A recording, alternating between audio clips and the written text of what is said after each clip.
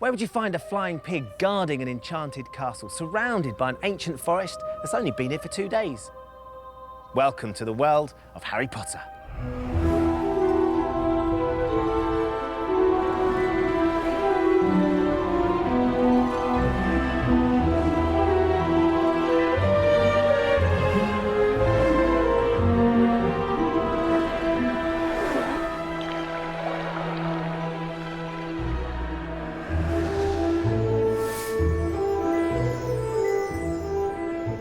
We've come behind the scenes during filming of Harry Potter and the Half-Blood Prince, the 6th film in the series. And the most exciting thing this year is, I'm going to be in it. In this special programme, we'll be talking to cast and crew about the stories behind the story, meeting some new faces, being put through our paces in some Quidditch training, and in a World TV first, we'll be going where no other show can, onto the set and into the film, as I take on the role of a Harry Potter film extra. But first, let's catch up on what happens in this eagerly awaited chapter of the Harry Potter story. Voldemort is tightening his grip on both the Muggle and Wizarding worlds, and Hogwarts is no longer the safe haven it once was. Harry suspects that dangers may even lie within the castle. Once again, I must ask too much of you, Harry. Together, he and Dumbledore work to find the key to Voldemort's power. Now get out of here at once! The heat is also on elsewhere as teenage hormones rage across the ramparts. Hey, she's only interested in you because she thinks you're the chosen one. But I am the chosen one. Love may be in the air, but tragedy lies ahead, and Hogwarts may never be the same again. Harry's character is obsessed in this film with two things. One is Draco Malfoy, who is convinced has become a Death Eater, and so he follows him. And he's absolutely sure that Draco is up to something really devious in this film. The other thing is a book, which is his potions textbook, which he's got a very, very old copy, and it's got lots of scrawls in it of someone who used the book ages ago. And the book has a bit in it where it says, "This book is property of the Half-Blood Prince," hence the title of the film. Who's the Half-Blood Prince? Who? That's what it says right here. This book is property of the Half-Blood Prince. And so part of it's about Harry's obsession with this book and the fact that he kind of won't be parted from it. He's kind of addicted to it. Let's have a look, shall we? No. I think this one's a lot lighter than the last one because I think the 5th one was quite a scary sort of atmosphere. And you still get this with this one because there's a lot of sort of scary things going on in the Muggle world now. You definitely sort of sense the Voldemort sort of presence. And there's quite a lot of romantic sort of storylines in this one, so it should be quite fun. Hermione's a mess in this one. She's not the best in potions anymore because Harry's got this special book. And Ron's off snogging Lavender somewhere, and that's kind of rubbish. She's getting all these feelings, and she doesn't really know how to deal with them. She's definitely struggles. Yeah, she's out of her depth in this one, which is really nice because you see a kind of much more vulnerable Hermione, I think. And the film sees Harry's old adversary, Draco Malfoy, rising to a dark challenge. He's always envied Harry for being the all-seeing, all-dancing chosen one, so this is his chance to be the equivalent on the dark side, so he revels in it. There are over 80 different sets on Harry Potter and the Half-Blood Prince, some that we know and love, some that are new, some that are inside, some that are outside, and some that are supposed to be outside but have been built inside, like this one, Diagon Alley. Diagon Alley was originally seen in the first film, The Philosopher's Stone, but in these darker times in the Wizarding world, most of the shops are now boarded up. This is the street in which I'll be working as an extra, so while they get it finished, I'm off for a fitting with costume designer Shani Tanim. So, Shani, I've come in for my costume fitting. I understand you know which character I'm going to be. Yes, you're going to be an extra in Diagon Alley, one of the dad. One of the parents? One of the parents, actually, one of the dad going to buy books. That's right. To buy books or to buy things with their kids. We still have some children. So let me explain you. Because Diagon Alley, we just have the normal public of Diagon Alley. This is just the male, because you are in the male dressing room. Of course, so yeah. This is all the male that we have in Diagon Alley. All the so different Diagon Alley start a little bit like Soho and then go up to sort of Oxford Street feel. So I'm at the Oxford Street So yes, because you are one of the dad. The respectable dads. So I'm going to have to fit in with these guys? Yes. So because you are sort of a good-looking man, I'm going to try to dress you slightly down. Oh. Then you will fit with what we think is a wizard dad. OK, wizard dads aren't very good-looking?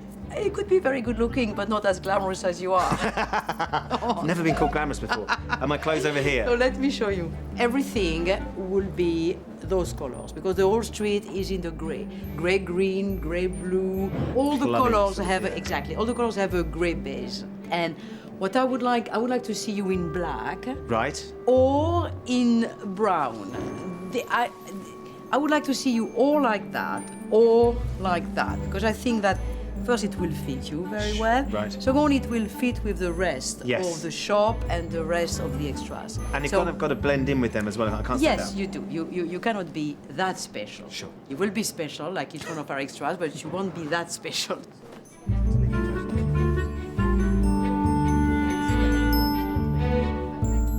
Let me look at you, Ben. It is our sort of wizard, and it is not yet made for you. When we will finish the trouser, when we will, steam everything, make it on your size, make it really all perfect, it will be beautiful. Believe me. Now we just need to audition my children. Oui. Next step. Coming up after the break, we discover how the filmmakers did this to one of London's most famous landmarks. And we meet the new potions professor, who may hold the key to the secret of Voldemort's power.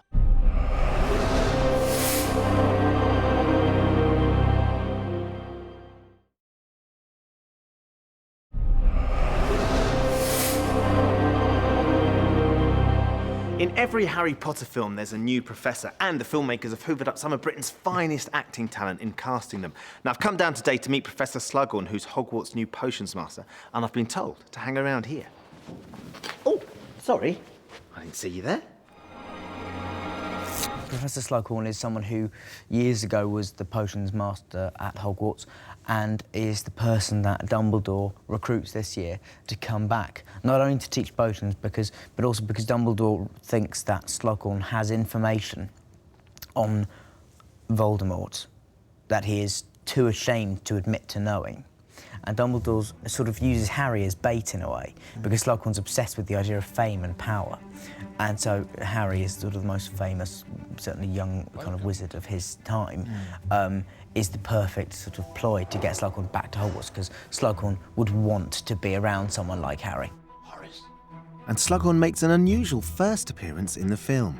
Dumbledore and Harry come into this house that has obviously been ransacked, and there is a purple striped armchair, and Dumbledore performs a bit of magic, and out of that armchair evolves Horace Slughorn, who has disguised himself as an armchair. So there's a bit of special effects. In lavender straight off. purple pyjamas. In lavender, in the same material as the armchair. It's a very good entrance to a film.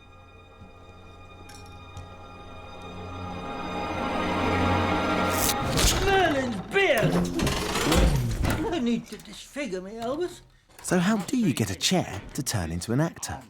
Working with an actor like Jim Broadbent, it just seemed the logical thing to let him drive the performance rather than come up with a slightly cartoony sort of caricature in terms of a chair. Here's a mega $1 million Hollywood movie, and we basically put him on a plank of wood and sit him on this plank of wood. It's a little bit more elaborate than a plank of wood. But it's kind of a plank of wood. It's a shiny plank of wood. It's a shiny plank of wood with two guys operating it. And it sort of springs him up. I just said to Jim, you know what? Imagine you're a chair and then you're turning out of a chair and you have to shake all this fabric off. And he did this rather eccentric, crazy, quite funny acting transformation from a chair to a human, all in a performance. And of course that was great, because from there, using our designs of what we wanted the chair to look like, we then started animating on top, rotoscoping his performance, then looking at how the actual chair itself would shrink and come back into his true proportions. And just working off him seemed to suggest that actually using cloth as a interesting technique would be quite a good way of resolving the chair and turning the fabric of the chair itself into the pyjamas that he was wearing. Creating a visual effect is a process which involves filtering ideas from many different departments into one end result. Sometimes you start off with some particular view in mind, but by the time you get to the end, it's gone through many iterations and turns out to be something quite different, because you've either discovered something new en route, or you've discovered something that you thought would work, it doesn't work, and it's not very comfortable, it's not very funny, or it looks like a visual effect. And so it is a very subjective journey that we take. Horace's weakness is that he has a sort of softness for stars. You recognise Barnabas Cuff, of course, editor of the Daily Prophet.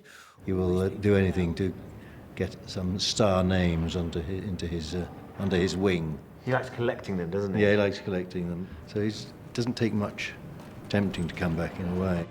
All right, I'll do it. But I want Professor Merrythorpe's old office, not the water closet I had before. And I expect a raise. These are mad times we live in, mad. They are indeed. And it's not just mad times in the wizarding world. There's panic on the streets of London as Voldemort's soldiers, the Death Eaters, attack the Millennium Bridge. Even the makers of Harry Potter don't have the budget to destroy the bridge for real, so they sent a team down there to film images that would later be incorporated into this extraordinary sequence. During the actual destruction of the bridge, obviously we start replacing more and more of the real elements, so we have to take the real bridge out and replace it with the CG bridge. We've actually replaced the Thames as well with CG water so that we get all of the real interaction between the bridge collapsing into the water and the splashes and things. And of course, ultimately at the end, we've actually replaced all the people on the bridge with CG characters running away from the destruction. There are just under 1,500 special effects in the film, and constant developments in the processes used have enabled the filmmakers to pursue ever more ambitious results. I think Quidditch, for example, is in this film better realised than I think we've ever had it. I think it feels more real than ever before. Technology's improved. I think our knowledge of visual effects has improved, and I just think it feels really, really real. But how they film Quidditch before it actually hits the technology is still a closely guarded secret. Or is it? Basically, it's no main secret other than for a man. If you imagine sitting on a bicycle and taking your feet off the pedals and off the ground and just hanging there and then leaning forward, and with all the repercussions that has, then you get what are you getting at? Well, balance is difficult. Balance is very, very difficult, and also certain very, very important organs are crushed. Comfort. And yeah, so it's the comfort levels are not high. This is Ron's first outing in the Quidditch arena, and he eventually emerges as quite a star. I've always fancied sort of having a go on a broom. Yeah, being a hero. Yeah, but yeah, I mean, it was a bit of a anticlimax when I first sat down, because it's quite painful for one. It's because you are actually just sitting on a broom, and it does, when you're up there for a few hours, it does quite get a bit painful, and but no, it's going to look really cool. Davey wanted a comedy aspect to this one, so we had to come up with different gags, different ideas of flying, and different falls, you know, for comedy falls. And you know, Quidditch, when they're flying up there, and obviously on these rigs at the Quidditch arena, we've come up with a Russian swing that we've been using and launching them off that. So what on earth is a Russian swing? Is just a great big swing, which you swing back and forwards, and on the number 3, the guys just launch. I mean, we can get them up there on that, you know, but we had a big one made for Quidditch for inside, and we had a smaller one made for out here just to launch them off and just let them skid across the mud. So you swing them backwards and forwards, 1, 2, 3, off you go. You let them go. Yeah. 58 feet was the furthest we launched one of them with a broomstick. This sort of action is strictly left to the stunt team. For the actors, Quidditch training is somewhat less dramatic. I'm going to be given a chance to get out and do some stunt training with Greg on the trampoline. Right. Have you any advice for me? I had to do that for about a few weeks before I was allowed on a broom. Seriously? Yeah, you have to master all these different sort of jumps, like tuck jump. That's like jumping and bringing your knees up. Yeah. My 4-year-old cousin can do that. it just get harder because they put you in this harness. Right. And you're on these like bungee springs. Okay. I don't know if you're going to be doing that, but that is quite scary. You go really high. You go about 30 foot in the air. Whoa! And I don't know if you'll be holding up, because I was holding a broom and they were throwing balls at me and I had to sort of save all these. It's quite scary. Hey, Great. I didn't really enjoy that part. Good luck, anyway. I'm going to need it. I understand this is where the Quidditch training takes place. It starts here. It starts here? It starts here. We get all the kids in. And we basically just play with them on the trampoline, on the floor, in the gym, just to get some movement and some timing. And these are obviously the equivalent of the quaffle or... Correct, yeah. Just a softer version for this, just in case it catches you in the face and that. So, look, you've got a harness up there as well. What's yeah, that? this is what we start everyone, all the people who's been playing Quidditch, we start them in that just to get them bouncing up and down so they're safe. If they make a mistake, we can just hold them off the tram. Excellent. Dave, just come down. We'll take your shoes off and we'll put you up in the harness.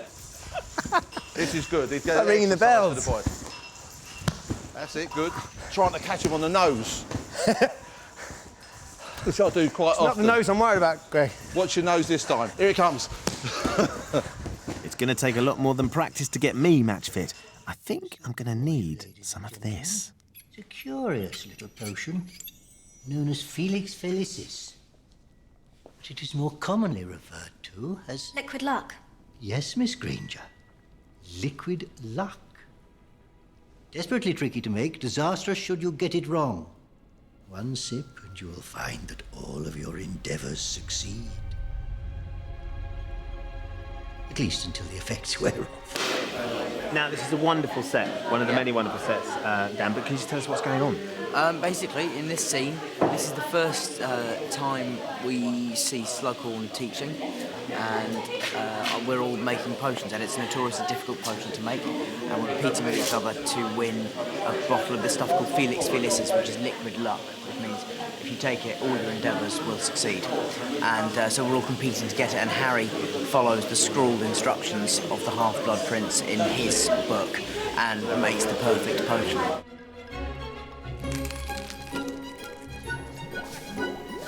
How did you do that? Crush it, don't cut it. No. The instructions specifically say to cut. No, really.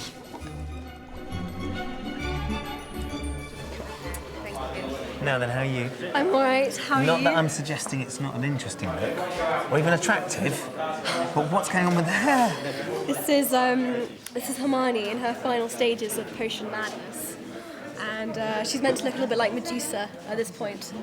Hermione really, really, really wants to be the best and make the best potion so that she can win the prize, which is this little vial of liquid luck. She just gradually gets more and more frustrated and desperate as the scene goes on. Because it's very unlike Hermione to be getting things wrong as well. Very unlike her. She hates it. She hates not being the best. Hates it. And watching Harry doing everything against what the recipe says. But getting it right is just too much. He's top of the class. He's even better than you, Hermione. Slughorn thinks he's a genius. Oh. I'm very impressed at the fact that Hogwarts, this school of witchcraft and wizardry, uses gas for their Bunsen burners. Interesting. You can't be gas. Very strange thing that they've done. You can imagine Dumbledore on the phone to the gas board. Yeah. What time will he be round? You know, just check the meter. Dark times lie ahead, and later we'll be finding out why when we meet Draco and Greyback, both working some bad magic. Plus, we'll be catching up on all the gossip and finding out who's snogging who.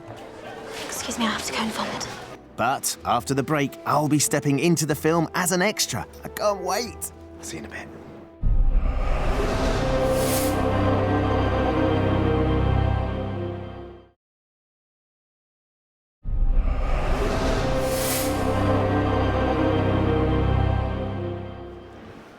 What do you think? Always wanted to do that.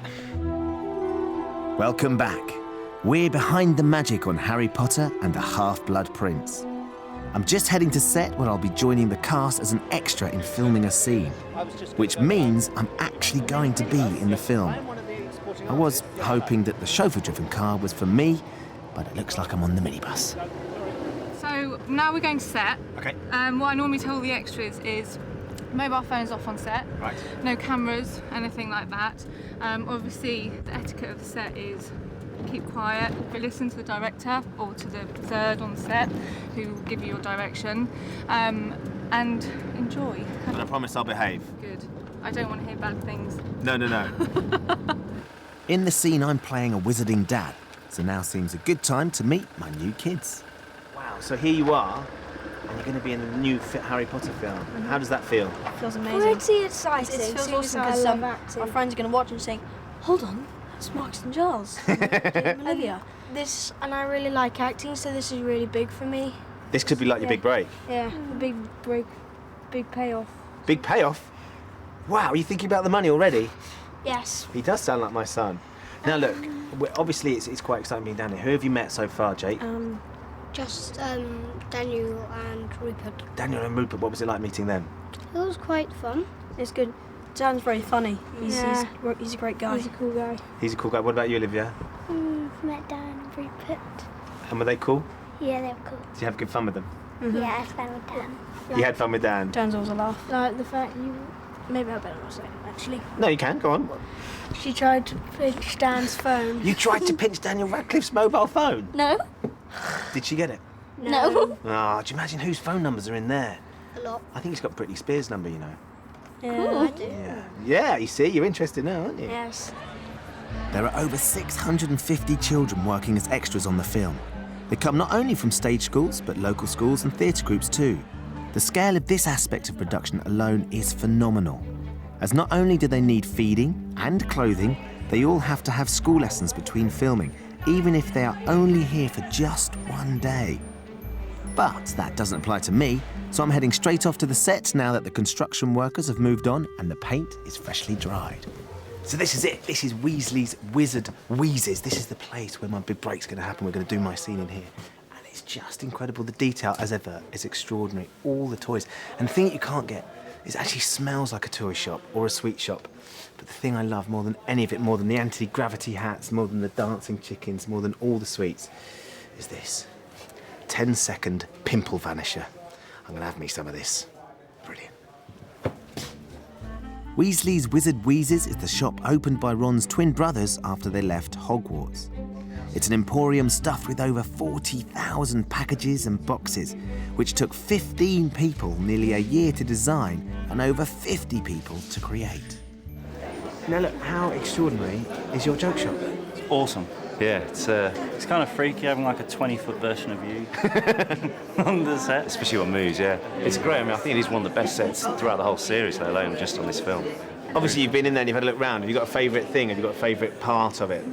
I think it's a mix-up between either there's a girl, like a model of a girl being sick. Yeah, which just keeps the puking pastels. Yeah, the puking pastels. And there's also the pimple concrete, I think. Yeah, 10-second pimple vanisher. Yeah, it looks amazing. I've nicked some of that. Because I think that would be It'd worth be a a good fortune seller, on wouldn't it? the open market. Talking of which, I wonder how much I could get for these. But enough of this wheeler dealing. I'm wondering whether Dan's got any tips for my big screen debut. I think you should have just sort of played him as someone who's not necessarily a wizard and just totally confused by everything around him. Do you think so? so? Good as well. I could yeah. be confused. Yeah, you could be. Show me your confused face. That's very good. Yeah. I can do surprised. That's very similar. I can do confused and surprised. Yeah. There's so much going on with the hands out of shot. I don't know if you can actually see, but look. see, Ben doesn't haven't even noticed my bling yet, as well. Oh no, that's wizard bling, where it's made out of pewter rather than gold. Yeah. Yeah, it's good. It was once a tankard. Now, I'm not here for all of them, but there are 5 days scheduled to film this scene, which will only run in the film for 1 minute and 22 seconds. Hey guys, sorry to try, but Ben needs you on set. Great, thanks. Thank you. This is it. A big moment. I'm going to go onto set now. I'm not sure you're going to get through this gap, so I'll see you on the other side. Although I spend my working life in front of the camera, this is one of the most nerve-wracking things I've ever done. I'm only a small part of the background action, but I just don't want to make a mistake. Ready, and background action! In this scene, whilst Harry, Ron and Hermione are visiting Weasley's Wizard Wheezes, we see Lavender, Ron's love interest, for the first time.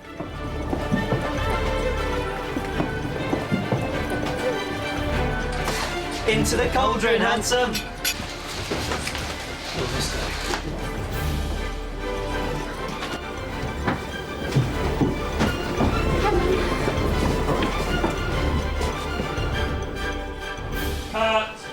And that's me done. I wonder what director David Yates thought of my performance. Now look. Very good. Listen, I've seen some first days And that was one of the best I've seen, really. Very, very good. You're a real pro. Do you think so? Yeah, very natural, but vivid. Which is an important part of it, Completely, isn't it? yeah. You sort of blended into the background, but then you kind of made that character your own. So it was good. It was really natural, actually. It was perfect. For those 5 seconds, I kind of owned, For those 5 seconds. owned it. Do you think that was 5 seconds of Harry Potter? But this is what I was saying. Prime that I will always be in their film. You will be in there forever. When people watch it on the telly and on satellite in years to come, you'll be there to show your grandkids. How cool is that? So that went well. Was Ben any good to be? He was, It's not actually going to be used, though, is it? His stuff. He did, yeah, all right, yeah, I think so. After the performance he's given here today, he should be banned from all forms of media. It's a good job we were in a joke shop, really. It's lovely to meet him. It was all right, yeah. I mean, nothing special, really. Just don't think he's really cut out for the whole extra thing. Definitely stick to presenting, yeah. Thanks a lot, guys. I'm sure they're joking. You can make up your own mind after the break when we'll see the finished result. Plus, we'll be getting back to more serious matters as we discover how the dark forces are threatening life as we know it in the wizarding world.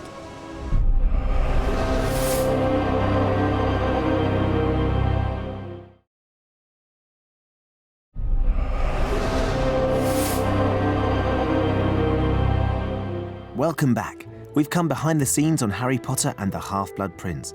Everywhere you look, there's some form of magic, the darkest of which has its roots in the orphanage at the end of this street, which is home to the young Tom Riddle.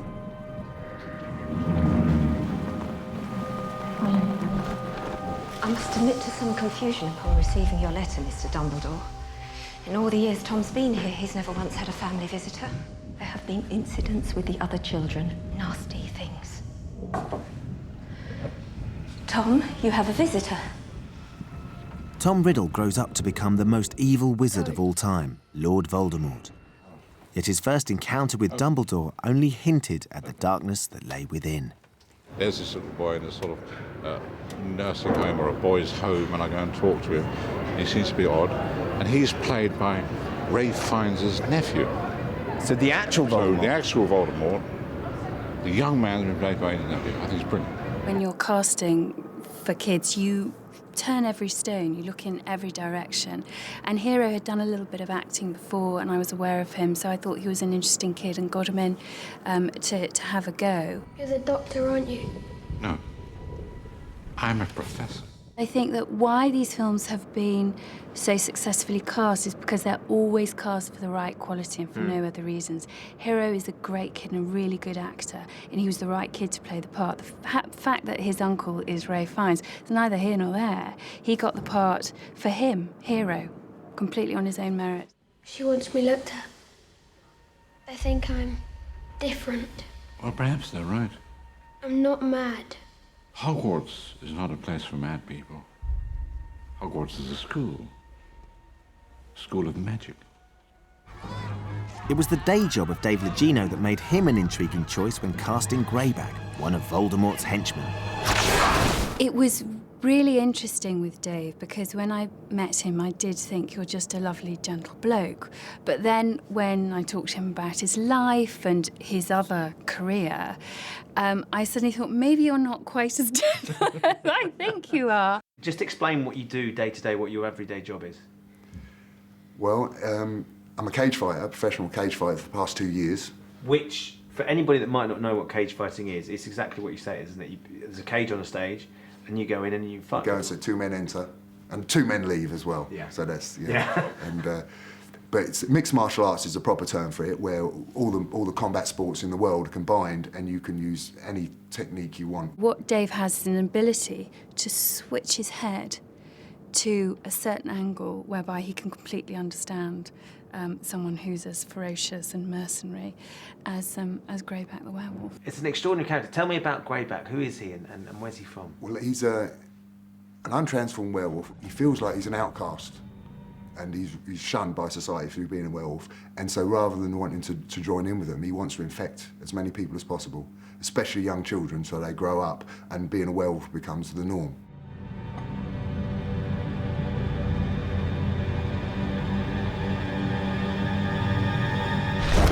I'm told is a world champion kickboxer. That's right, cage fighter, yes. So I sort of... In real life? I've met him. He seems quite an amiable man, but I didn't go too near him. Close. He looks terrifying. He looks like a shark, that sort of dead-eyed. Piercing. And so I stayed well away from him. He's a big, tough guy. I could have him, you struggle. Yeah. But I've almost no idea what the guy actually looks like. Seriously? I've only seen him once. It doesn't matter how close you get to Dave, you can't tell what's real and what's not. And even though I've met him in the flesh and he's a lovely guy and a very handsome chap and all the rest of it, I cannot look him in the eye when he's fully robed up. Really? No, it's terrifying. But off screen, these two have actually found something in common. Well, I've become friends with Tom. I tell people I've got this, little blonde in my trailer, but it's actually Tom Felton. And we sit there, we both play guitar on a night shoot. So there's him dressed as Draco, you dressed as Greyback, and I've got strumming a little bit of harmonica harness around my neck, singing some Lynyrd Skynyrd. Yeah, it's good. That's an interesting image. Yeah. Not quite the Death Eater to be and the angry sort of mercenary. No, it's a bit of a surprise because he's such a nice guy. Because I saw him in the other films, I thought, oh, what a little rat. Yeah. Horrible snide. But he's really, really pleasant, and he's changed his hairstyle as well. He has. That's acting for you, isn't it? It's amazing what they can do. The film sees Tom take on a significantly increased role as Draco Malfoy is given a disturbing task to perform. For Malfoy, this film, he's the flip side of Harry in a way because he's become the chosen one. Voldemort's chosen him. So the force of evil versus the force of good is mirrored in Harry and Malfoy being the chosen one. He doesn't have half the heart of Harry, and admittedly, it's quite a different scenario he's found himself in. But it's a tricky one, and sometimes he's all for it, and other times he's petrified at the thought of it. So he's back and forth quite a lot. Draco's mother and aunt, Bellatrix Lestrange, are so concerned for his well-being, they enlist the help of Professor Snape, played by Alan Rickman, to keep a watchful eye on him. Professor Slughorn, sir. I've just discovered this boy lurking in an upstairs corridor. He claims to have been invited to your party. Okay, I was gate crashing. Happy? I'll escort him out. Is he quite daunting to work with? It's endlessly daunting. I mean, we've been shooting today with Alan, Helena, and Michael all on the set at the same time. So how do you deal with daunting? Isn't the word, Ben, to say the least. I revel in it. I thoroughly enjoy it. It's the equivalent to watching. If you're a football fan, it's like going to watch your team live in the flesh. It's not only do you get to learn endless things. It's just a joy to watch them. Whilst Draco's busy unsettling the peace, he's missing out on all the fun. But Ron is more than making up for it. He gets a lot of action in this film, doesn't he? Yeah, he does actually. Yeah, he gets Lavender. Jessie, she's really nice. Tell us a little bit about Lavender. Oh, Jessie Cave just brings her to life in the most deliciously unpleasant way. She's one of those girls who is like a leech. Of course I'll wear it. She has a crush on Ron, and she gets him in her mitts, and she won't let him go, and she's really fun, annoying and fun. Becoming the girl who gets to kiss Ron was quite an experience for actress Jessie Cave, who plays Lavender. It was so amazing because I honestly came away from it being, if I don't get the part, I don't care because I've had a screen test. That was exciting enough. It was because it was almost, you've had 5 minutes of being, as if you had got the part because you were fully in costume and you were on a real set, but also we had to improvise, which was with Rupert. Yeah, straight away. So we didn't even do any script bit before, and you just went straight into an improvisation. And what did you have to do? I just had to be, Lavender. And Ron was sitting on a sofa reading, and I had to just go bound up to him, and that was it. And so basically, within 2 minutes of getting there, I was told, right, just improvise. And so I had to come out of the room and go into the Hogwarts common room, and I was just like, what am I doing? I don't know what I'm doing yet. I said, Rupert, do you mind doing some improvisations with 7 different girls, all in about 3 hours? And they all have to sit on a settee with you, and they all have to be your girlfriend, and they have to it might get quite physical, Rup, and some of them are very pretty. And would you mind? And he sort of thought about it for about a second. So you would be sat in the room, and this girl who'd never met you would have to come in and improvise as if she was Lavender. And yeah, that's right. Yeah, it was quite. No, it must have been quite nerve-wracking. But did any of them try and kiss you? No, they didn't. No. They're not. No, it was just. I think they were quite nervous, but no, it was quite. It sort of brought me, sort of reminded me of when I was sort of auditioning. It is quite a scary experience. You know, when someone who hasn't done much acting before comes into a room and it's Rupert. Rupert's quite famous, obviously, and a lot of people, young actors get a bit starstruck, but he was brilliant with them, and there was just a natural chemistry between Rupert and Jessie.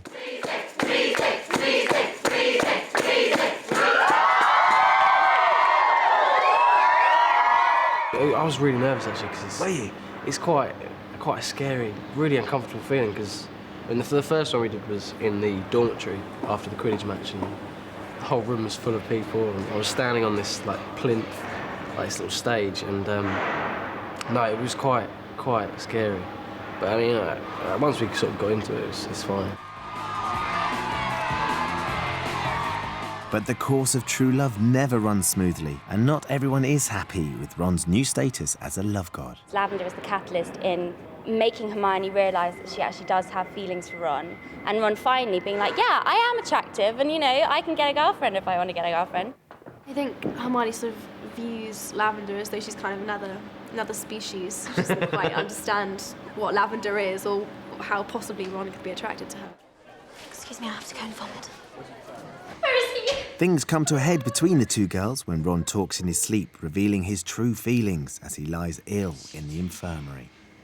Emma's performance was so nuanced, so detailed, and so believable. I mean, your heart aches for her as she yearns for Ron and is rebuffed because he's just doesn't get it. There's such truth, and I suspect that she may have experienced that in her own life. It just comes across in such a tender and beautiful and truthful way. You say you don't remember anything from that night?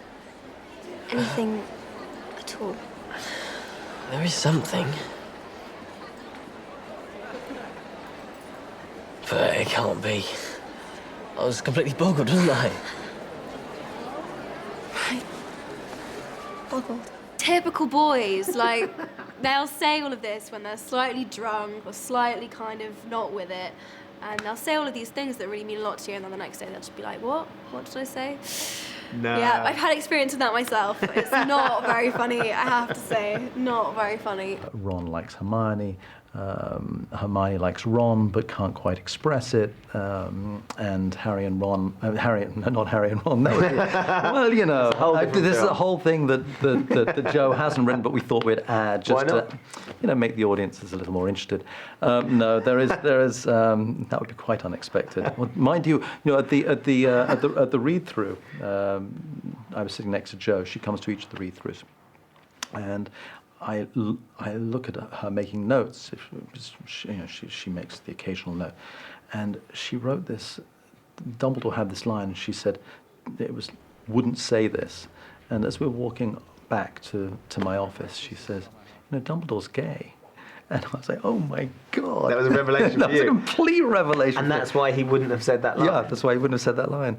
So just to clarify, it's not Ron, but his sister Ginny Weasley who sets Harry's heart racing. It's very complex because, of course, Ginny, as Harry's best mate's sister, it's a bit of a... It's quite a political situation between Harry and Ron. Because at the beginning of the film, Ginny's dating Dean Thomas. Slick git. Obviously, well, they're only holding hands. And Ron's not happy about that at all and saying things like, well, you've got to hate anyone who dates your sister just on principle. And so Harry's sort of going, oh, yeah. Knowing that he has feelings for her. Yeah, exactly. And so it's it's quite a tricky situation, but it is a really nice part of the story. When you read The Half-Blood Prince, did you read it and think, oh my goodness, my character ends up snogging endlessly with Harry Potter? What's that going to be like to have to film? Yeah, I mean, when I read it, I didn't... People kind of always go, oh, did you expect that to happen? Did you always think that? And I was completely shocked when I read it, because people had already kind of read on before. Some of my friends were really quick at reading it, and they were like, oh, have you read this page? And I'm like, no, I haven't read that. Harry and Ginny are getting closer, and Ron, the thought of his best friend and his sister is just not pleasant, should we say. Ginny and Harry are sitting on the couch, sort of having this quite sort of romantic sort of scene. I just come in and sit between them with a bowl of pies. And we must have done it 20 times because we couldn't stop laughing. Again, because Ron sort of sat down and said, pie? Neither of them could say the word. It was just they just laughing before they'd even said it. So you were the one that was corpsing? And Rupert, me and Rupert, yeah. Bonnie a bit, but not so much. Me and Rupert. She's we're professional. Come on, let's me and face it, Rupert between are the three pretty of you. terrible Yeah. at corpsing still. I mean, I've got a lot better. Rupert's awful still. It does get quite annoying because I've ruined so many takes. Yeah, it's just there's no reason for it as well. It's just really annoying. Do you end up apologising? Oh yeah, I feel really bad because sort of the day just goes on and on and on. Pie? Not for me, no. You had to do those scenes where you do the kiss. What was that like? Yeah, it was weird. It was actually the first scene that I filmed on the whole film, yeah. And So start with the hardest and then work down. Yeah. No, it was weird. I kind of I've never done anything kind of on film like that. Were you able to lead her through it? The old hand that you are? I didn't really. It's weird because I did something possibly slightly stupid because I sort of assumed that because I was all right, she's going to be fine. So I didn't really think she'd be nervous. Apparently, she was very nervous, and rightly so. I think at first, the first few takes of the rehearsals can be really weird and it is quite awkward. But then after that, it just seems weirdly kind of just normal. You got into it? Yeah. Did you enjoy it? Is he a good kisser? That's what they want to know. I know, that's all they ask. Harry needs to make the most of the good times as the darkness is closing in. But this time, I cannot hope to destroy it alone. Once again, I must ask too much of you, Harry. Harry and Dumbledore's relationship changes in this film from being some teacher and student to a general and a foot soldier. And Harry's totally willing to do anything he can to help Dumbledore because I think the main difference this year is that whereas before, Harry's always talked about, you know, wanting to fight Voldemort, and, I'll kill him, I'll kill him, and all that. Well, you won't. But this year round, he's actually doing something towards it, and he's actually taking action under Dumbledore's instructions. Take my arm. What is it that Dumbledore and Harry are trying to achieve in this film? Why are they? They're trying to achieve sort of goodness, aren't they? Trying to get rid of Voldemort, that evil pig. Hogwarts is under threat. It's no longer the safe haven it once was. Harry does, in the end, find out this mysterious secret that Slughorn has been holding, and goes to tell Dumbledore, who now realizes the extent of Voldemort's evil, and he and Harry go off in search of this very vital element that could help Harry, in the end, overcome Voldemort. One of the climactic scenes in the film finds Harry and Dumbledore in a vast cave, so huge that it was impossible to build a whole set large enough or find a real location. It proved to be one of the biggest challenges ever faced by the visual effects team.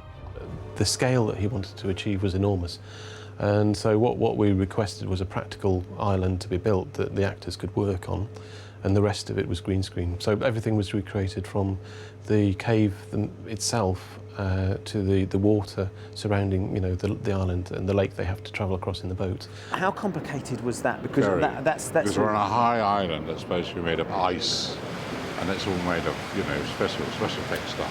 Very dangerous, you skid on it. And they first of all suggested that I wear a harness. Being a proper theatre actor, I wouldn't dream of such a thing. So I spent a week up on this slippery mountain made of glass, me and Daniel. Yes. Being very butch, and we did very well, I think. Normally, green screen is not a problem in the slightest, but when you're having to imagine such a vast space for such a pivotal moment in the film, you do kind of start to doubt yourself and think, oh, I wonder if I'll be able to actually create this in my head. It's amazing. So even at this stage in your career, you still find that fascinating when you eventually see it? Oh, yes, yeah, absolutely. What about the process of doing it, though? Do you enjoy... Well, that can be a pain. Yeah. The whole environment we've created on this particular scene is like nothing I think you've seen before.